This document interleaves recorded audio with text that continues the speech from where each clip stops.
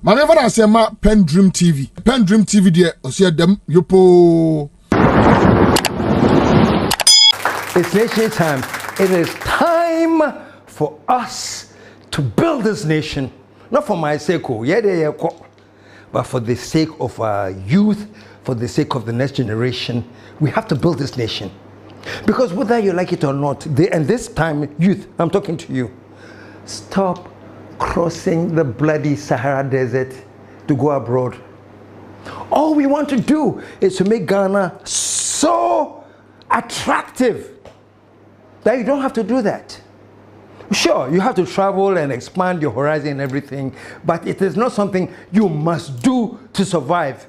But now that you must do that to survive, I am saying let's build this nation to the point that you don't have to cross the desert. You don't have to go and drown on the seas just because that is so sad and it is so wrong.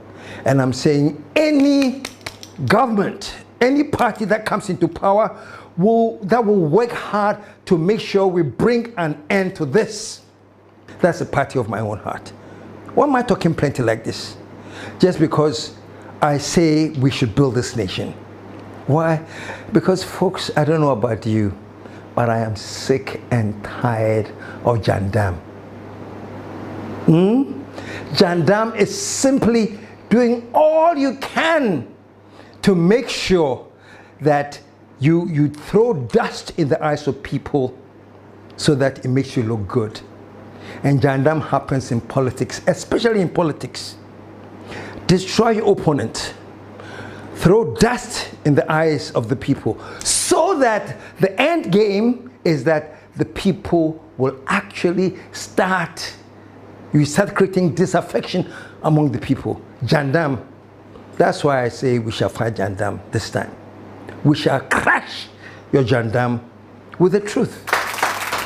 Man said, that's all. I'm not going to concoct anything. I'm just going to come up with the truth and crash the Jandam. So welcome to Talk Shop, where we tell it like it is and let the chips fall with me. By the way, Friday, Talk Shop is back. Remember one time I did a show, and I think it's called Funalytics. And Funalytics was also my own analytics, not based on any data, just based on my own research and feelings. Friday, I want you to tune in because I will be doing my own Funalytics on the NPP presidential context. Friday, so join me this Friday and listen to my own, I don't call it analytics, so I call it Funalytics because it is fun. It's not based on any data. My dream, I'm a casa. Join me on Friday. But today, folks, I'm going to keep it very, very short, you know. Today, believe it or not, is a quick advice to my friends, my brothers, my younger friends and brothers in the NPP. Please take this very, very seriously.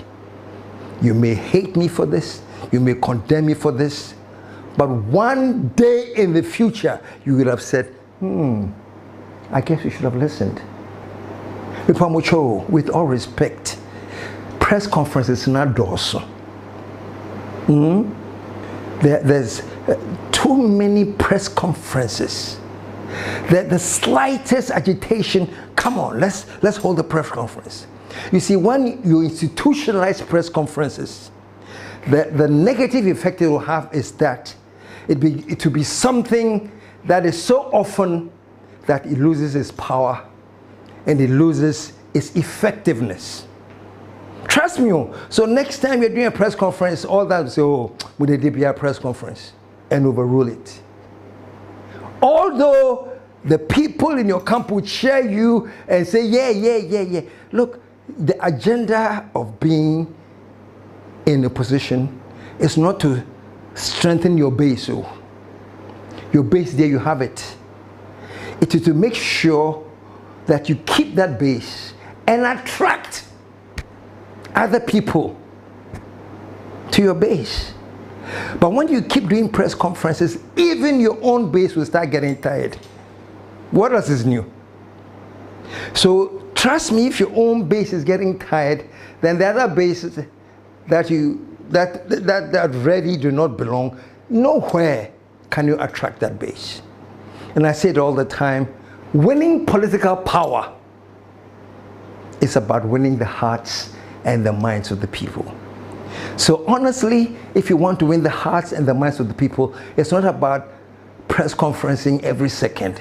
It makes you guys look like alarmists. Everything is an alarm. Hey, Charlie. No, take your time. Analyze. Make sure that you have your facts and everything together so tight that when you do a press conference, people are shaking. But don't institutionalize to the point that when you do a press conference, it is disregarded. And I'm sorry to say that's what you're getting. Let me tell you a quick story.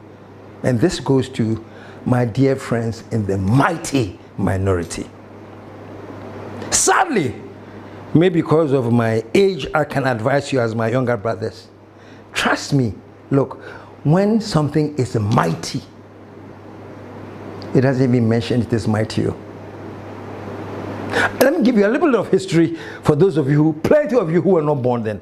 Once upon a time in Senegal, you know, the French people were ruling Senegalese colonialization. French was under Senegal.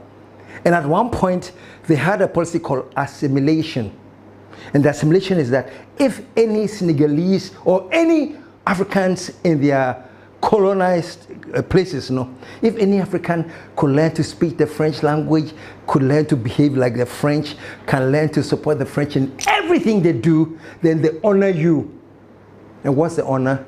They give you citizenship of France. Different assimilation.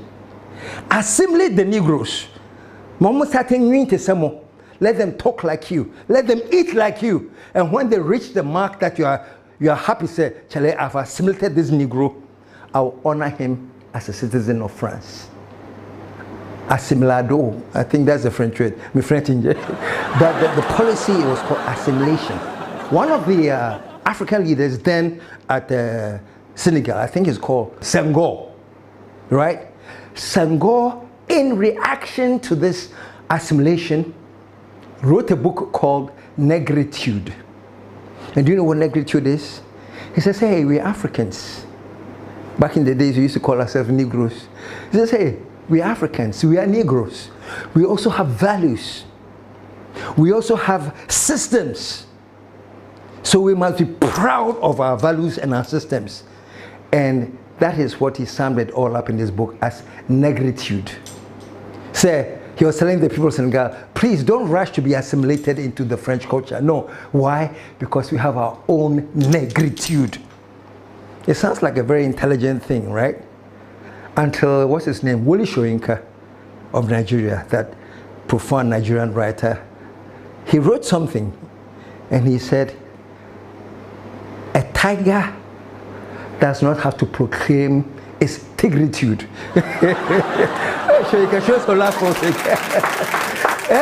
Because Senghor has come up with negritude. Say, Negroes should be proud of themselves. They should be that they are also your people. Then Wole Soyinka said, a tiger does not need to proclaim its tigritude. He says, when you see a tiger, it is fierce. When you see the tiger, just the structure. When you see the tiger, the way it roars, nobody will tell you that this is the tiger. So in effect, when you see a tiger, you don't say Chalemesha tiger. So the tiger does not need to come and boast and say, I have tigritude. The long story short, my advice, minority, please, honestly, believe me, there is no need to call yourselves mighty. The fact that you call yourself mighty in itself, the mighty minority, the mighty minority, the mighty minority, it's an admission that you don't think you are mighty, so you have to make noise so that people see you as mighty. So you take that tag, we are the mighty, we are the mighty. We are few, but we are a mighty few. Please, if you are mighty, it's not calling yourself mighty that makes you mighty. It's the level of your debate. It's in the level of your strategy. It's in the level of your planning. Look, it's in the level of what comes out of you that is so profound. The people sitting somewhere will just say, hey, Charlie, did you hear what the man said? Charlie, Chris, mighty. You don't use that word though. But the impact of your strategies, the impact of your thinking, the impact of your statements, when it hits the ground, people are sitting down and saying, Charlie, I have to give it to them. This minority, mighty. So when you take the lead and start proclaiming yourselves mighty, mighty, mighty, it means something. Folks, the tiger does not have to proclaim its tigritude. And on that note, my dear young brothers and sisters, the mighty do not have to proclaim their might. Let your might come up in your debate. Let your might come out in your strategy. Sometimes it's even strategic to remain quiet. Nobody knows what you're thinking. Nobody knows what you're doing. But this constant, I'm always in your face, constant, I always have a problem, diminishes you, folks. It takes away from your might. It makes you a regular person. On that note, my dear people in the mighty minority, might is not proclaimed though. Might is expressed by the way your thinking goes.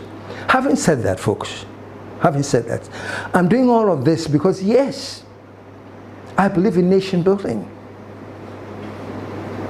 It is something for which I am prepared to sacrifice the rest of my life to get people to understand nation building. I am prepared to sacrifice the rest of my life, whatever is left of it, to get you, the youth out there, everybody in Ghana, to understand that this is the only country we have. We don't have any other country. And our only option is to build this nation for it to become the nation that people will say, wow, have you read of Ghana? And that has started. I kid you not. Ghana is in the forefront of everything. Now, internationally, investors, everybody is thinking, Charlie, if I'm going to invest in Africa, I must go to Ghana. Anytime I meet the IMF officials and the World Bank officials, they themselves cannot believe, what has happened in Ghana. So Ghana has now become the poster boy, of the IMF and the World Bank. So when they go to other African countries, they say, don't you see Ghana? Look at what Ghana has done. And it's not by accident. It is that we have proved ourselves. We didn't declare ourselves that Ghana is mighty. We didn't proclaim. But the discipline in our fiscal sector, thank God to Mahama, your direction, thank God to Atoforsen, your discipline, thank God to the Bank of Ghana, all of that combined is giving signals. Say, Charlie, this country is getting its act together. And all I'm saying, folks, is if in fact we are getting our act together, what is wrong with all of us coming together and supporting that we get our act together? What is this, excuse my language, respectfully, constant need to do a presser to explain things?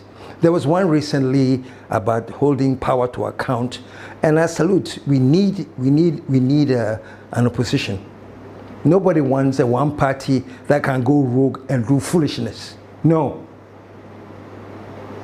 If the NDC should go rogue and start doing foolishness, trust me, I'll be one of the first to say, what is wrong with you people? Why are you losing guard? Come back on track and build this nation. Recently there was a holding power to account, and I say it's your constitutional right. You can have as many press conferences that you want, but don't be alarmist. Don't be jumping to, my dear nephew Afenyo Markin actually raised the third term issue again. And he says he knows that Mahama has made some pronouncement somewhere outside Ghana. Come and say it in Ghana. Mahama, I want you to repeat it in Ghana. This is what he said. This presser may not be done and done well without at least talking about this third term agenda. We are aware that Mr. President himself says he's not interested in third term agenda. But we take this opportunity to also mention to Mr. President that, Mr. President, we are aware that many of your party members want to put the agenda. Please tell them one more time. Maybe when you said so in Singapore, they didn't hear you. Mr. President, you haven't spoken about your non-interest in third term in Ghana. Please, tell your people that you are not interested at all. They shouldn't lead you into temptation. And by the way, it is not possible. But listen to this, folks. We are in a new age. We are in a new generation. We are in a new era. Mahama can just get on his Twitter and tweet, "I will not run for a third term," and click. The next day is worldwide. All I'm saying is that we have reached the point that you don't have to be in Ghana to say things to make it effective. You can say it in Switzerland, you can say it in Tokyo, you can say it in Cosmo, whatever. You can click it, and it's nationwide. You know. So please, I am thinking this whole agenda of the third term thing, which was started some time ago, which is almost beginning to look like it was a gendarme thing, is dying, so it has to be revived and say, look, it can't, let's warn you, come and say it in Ghana, because if you don't say it, we will never let it happen, you know. And frankly, I think when you get to the point where you even start questioning the integrity of the Chief Justice, it's sad. When you start questioning the integrity of the Chief Justice and actually imply that the Chief Justice is loyal to their paymaster. We also have this to tell my Lord Bafoboni. We know that this job was handed to you on a silver platter. We know that you have your masters to please. Basically, what that means in real English is that Chief Justice, either NDC or Mahama is paying the Chief Justice. They are his paymasters, so they are loyal to him. It is not right. You have slandered the judiciary. Unless you're suggesting, and I want to agree with you, unless you're suggesting that you have the feeling and the proof and the evidence that Gretu Tokunu was also working for his paymaster, which is Akufo-Addo and the NPP. Is that the situation? If that is the situation, then I can see why you think this way. If that is not the situation, then please, let us not demean the judiciary on a very, very important public platform. I beg you, my nephew, you are my nephew. I invite you to come here, sit down one-on-one with me, and let's talk about this unfiltered. I'll be very, very happy to. Maybe I'm not educated on certain things. Come and educate me and expect that I also ask you the relevant questions, because some of the things are starting to worry me. You're tigers, but you're too eager to proclaim your tigritude. It is not necessary. With all respects, my nephew, talking about you challenge and you do this and that, if they have to send out halt in Swam, we'll go to Swam. The mighty minority is watching you. We will not be silenced by threat of contempt. If by criticizing the judiciary, they will march us into Nsawam, we are ready to become prisoners of conscience. Oh, my nephew, Pacho, respectfully, really? That you make so much noise that the Chief Justice said, all of you must swim. Think about this, folks. This makes good viral headlines. You know, we are prepared to die in swim. Afenyo Markin. Now viral. This makes just headlines. But in terms of strategic thinking, it doesn't add any value. Why do you want to go to Zoom? Why? Why is it even necessary to bring that up? That if you have to go to some, we will call some. For what? If, with all respect, with all respects, the minority of the opposition is prepared to keep the government on its toes by bringing out actual, substantive, documented evidence of wrongdoing, why not? And even if that would happen, why will the Chief Justice say, because of doing something that substantive, because of doing something that positive, because of doing something that the whole nation needs, I'm taking you all to swim? Why? Identity. On what grounds?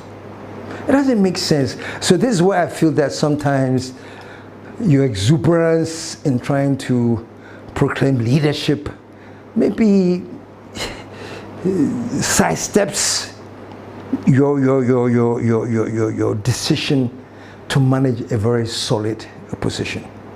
And my nephew, you are a trained lawyer, very seasoned lawyer, and that is the more reason I expect even better strategic thinking from you. Look, let's be real, and this goes to all parties, all politicians. The people in your base, they are there. There's nothing you can do that can, if you will, get them to turn their backs on you. They are your base. I must sign it till death do us part. So please be thinking and be aware that when you are appealing to your base, when you are free, it is no work done. It is only when you are intelligently packaged stuff to appeal to people beyond your base. That's what we're talking about. When you win the hearts and the souls and the minds of the people beyond your base, then you know you're working. But when you start losing even the people in your base, you are misfiring. So this is my short advice. The problem I think the NPP is having now is that they are trying so hard to prove that things are bad and things are worse off than before. But the problem is that you're dealing with Ghanaians who are living in Ghana, who are in Ghana during the last 8 years of the era of decadence, and they know and they can compare. So please don't be dismissive of certain things. Let me end here because today I don't want to talk too much, because I'm saving all my kappa for Friday. Friday tune, you know, I'm doing what I call the KSM fun analytics. This is not exactly the global analytics. So on the data, on my research. Mine is not based on any data. Your feelings are maker, but trust me, my feelings can be very dangerous. It can be very, very powerful. So just join me on Friday for the edition of Talk Shop, which is dealing with analysis of the election coming up in the NPP. What do I think about that? Oh, folks, you can't wait to hear me. So in the meantime, in between time, folks, let me draw your attention to something, please. And today I've been talking to the minority. Please become a mighty in your thoughts, in your deeds. Become a might in your expressions, in your agenda, and not by verbal proclamation. The tiger does not have to proclaim his tigritude. Okay? So on that note, Ghana will be talking, because we have every reason to believe that if we stay the course, things are going to change. No more crossing of the desert to any man's land. So to the youth of Ghana, keep hope alive, and to all of you who are listening to me, Ghana, I swear to God, shall rise again. PENDREAM TV. Now, so far so good. Say open online portal Ghana. Nipa share, nipa follow, nipa comment here. To my best of knowledge, without any biases, PENDREAM TV.